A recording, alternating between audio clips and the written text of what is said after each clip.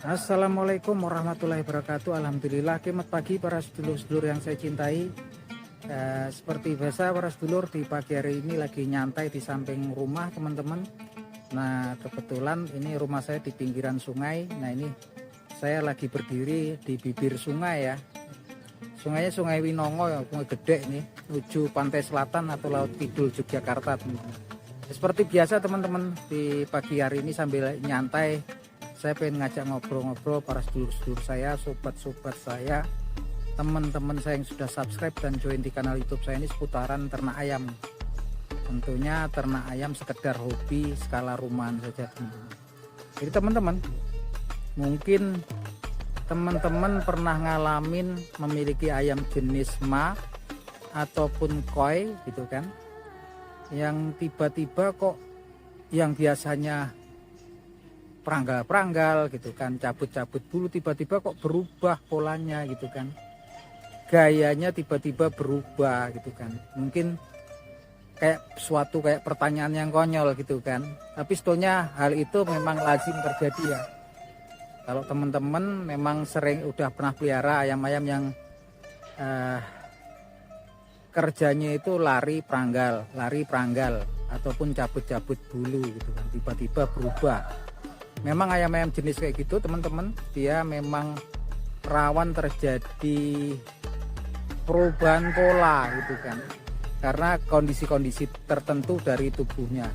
Salah satunya adalah kemudian ketika ayam kemudian nggak fit, nggak sehat 100% atau kelelahan kondisi 70% gitu pun polanya sendiri berubah.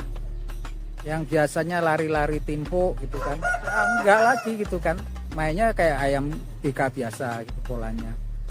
Yang biasanya koi polanya tiba-tiba kok mainnya kayak ayam polanya kayak BK biasa gitu kan. Itu biasa ya teman-teman terjadi. Nah itu salah satunya faktor kelelahan, faktor cedera bisa, tapi salah satunya yang nggak kalah penting adalah faktor berat badan nih, penting banget. Obesitas. Nah kadang-kadang kan kita nggak tahu tuh berat ideal ayam kita itu berapa gitu kan. Kalau manusia kan jelas ukurannya kan, tinggi badan dikurangi 100, kemudian dikurangi lagi 10% dari yang dikurangi 100 tadi gitu kan. Kalau ayam, nah ayam itu kalau pengalaman saya jenis ma ataupun koi itu beda ya berat idealnya sama ayam-ayam yang jenisnya BK. Even dia memang posturnya sama gitu kan. Jenis-jenis ma gitu kan, itu cenderung kalau yang memang kemudian peranggal-peranggal gitu kan, lari peranggal-peranggal gitu kan, dia memiliki berat idealnya rata-rata di antara 2,7 sampai 2,8. Kalau biasanya dia sampai bobotnya lebih dari 3 kg gitu kan, nanti akan berubah ya polanya. Begitu pun juga untuk jenis-jenis koi ya. Untuk jenis-jenis koi dia cenderung di titik 2,7 sampai 2,8, maksimal sampai 2,9. Kalau kemudian dia sampai di atas 3 kg gitu kan, 3,1 atau 3,2, dia cenderung berubah ya polanya. Pola koinya biasanya hilang, mainnya BK aja. Kayaknya pertanyaannya konyol, tapi ini betul-betul fakta yang terjadi. Beda ya kalau nanti jenis-jenis ngon atau BK. BK sama ngon ya memang yang gombel-gombel gayanya. Teman kalau BK palang ya memang udah biasa, dia bobotnya pastinya di atas 3 kg. Baik 31 sampai kemudian 3,4 gitu kan. Nah kalau untuk jenis-jenis koi trat, koi ngon juga di atas 3,1, di atas 3 kg sampai 3,3 lah. Dia masih stabil gitu. Yang memang udah cross-crossan sama BK. Yuk sambil lihat yuk ayam saya ngasih makan. Oke teman-teman, jadi ini salah satu ya.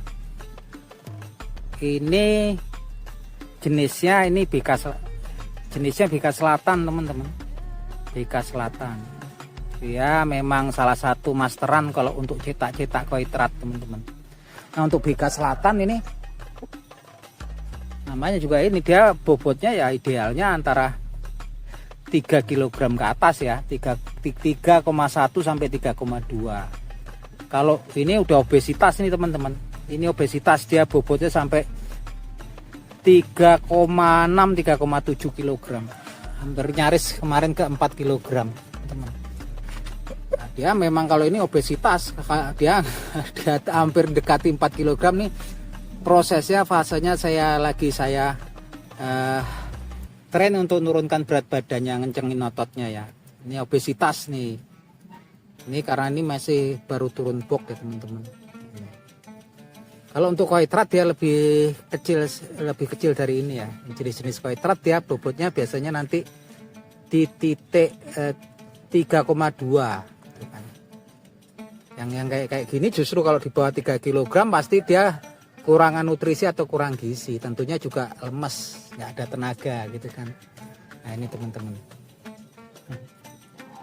Nah itu jadi teman-teman kalau pelihara ternakan ayam harus tahu ya jenis-jenis sama klasifikasi kurang lebih bobot idealnya.